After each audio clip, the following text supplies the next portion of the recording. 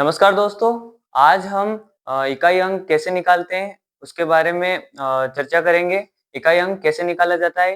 यह तो बहुत आसान होता है, इकाई अंक कैसे निकाला जाता है, लेकिन मैं कुछ क्वेश्चन के माध्यम से आपको अच्छे से क्लियर बताऊंगा कि इकाई अंक कैसे निकाला जाता है। तो सबसे पहले एक पहला क्वेश्चन लेते हैं हम कि इकाई अंक कैसे निकाला जाता है। तो जैसे कि यहाँ पर है 5, 2, 3, तो इसका इकाई अंक क्या है? 3।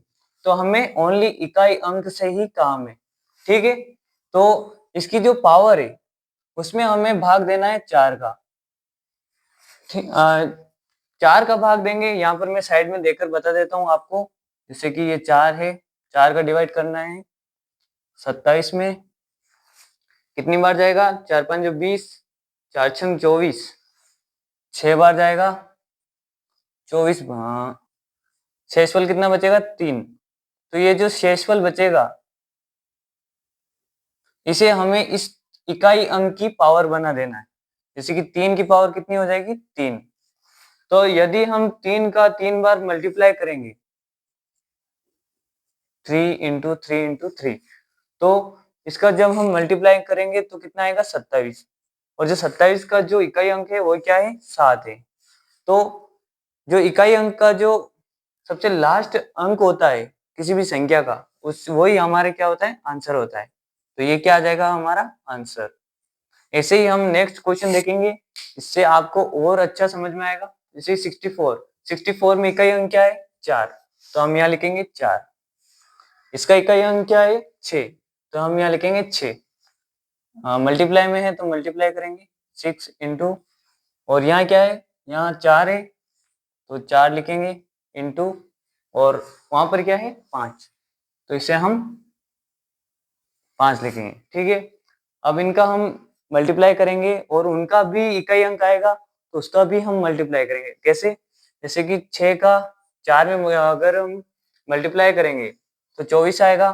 24 का इकाई अंक क्या है? 4, और 4 का हम इस इकाई अंक से गुणा करेंगे तो क्या आएगा? 4 चौक 16, 16 आएगा। इसका इकाई अंक क्या है? 6, 6 का भी हम अगर इस 5 में करेंगे, 6 5 30 होता है, यानी कि हमारा इकाई अंक क्या है? 0, ठीक है। आपको अच्छे से समझ में आ रहा होगा। अब हम तीसरा क्वेश्चन लेते हैं। इसका इकाई अंक है 8 और इसकी पावर है 35। अब इसको हम साइड में सोल्व करेंगे। इसको हम 4 से डिवाइड करेंगे, जिससे कि हमें इकाई अंक जिस जो शेषफल बचेगा उसकी हमें इकाई अंक का पावर बना देनी है। कैसे? देखिए, 4 35 है।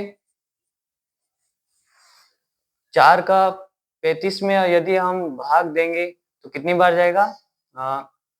चौरोटी 32 और 4 नम 36, 36 तो इससे बड़ा हो जाएगा, तो हम क्या लेंगे? 4 आठों 32। शेषफल बचेगा 3। तो जो ये 3 आया है इसे हमें 8 की पावर बना देना है, तो 8 की पावर बना देंगे, ठीक है। यहाँ लिख देता हूँ मैं 8 की पावर 3, यहाँ आ गया, ठीक है। वापिस इसको हम सोल्व करेंगे तो 7 7 है। 7 की पावर कितनी है? 85 है। 85 का 4 में हम करेंगे डिवाइड, तो ये चला जाएगा 4 दूना 8, पूरा पूरा चला जाएगा, बचेगा कुछ नहीं।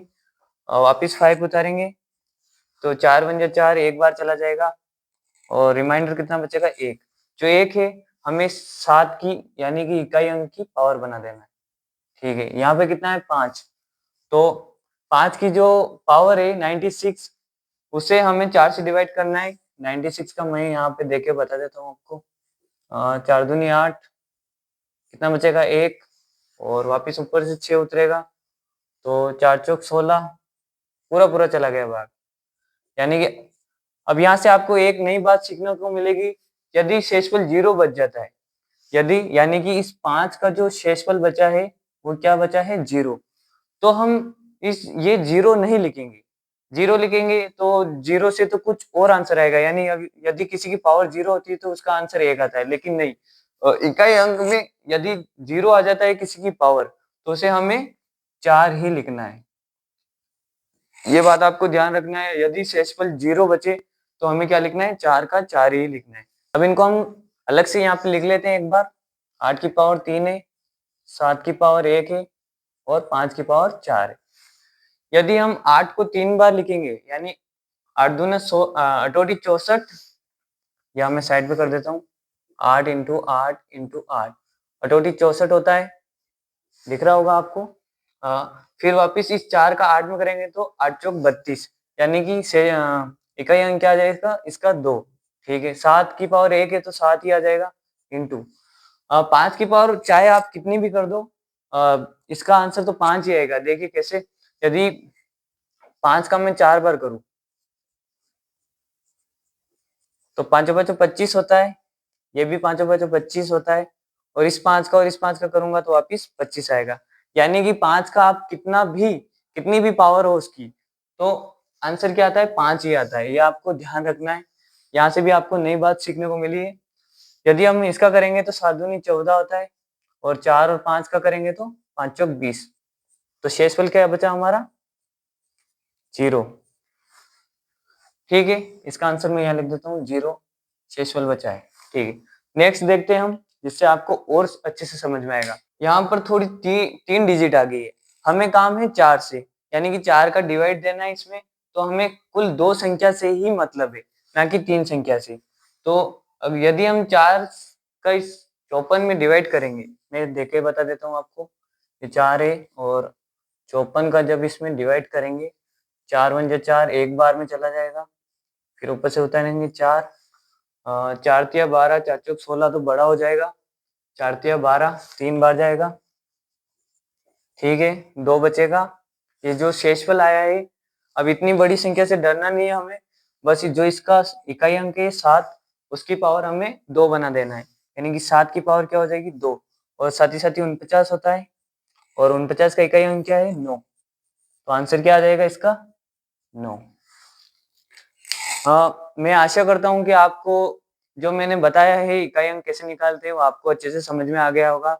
अगर आपका कुछ डाउट रहता है तो कमेंट में जरूर बताएं। तब तक के लिए जय हिंद, जय भारत, और चैनल को लाइक सब्सक्राइब नहीं किया है तो जरूर कर लें।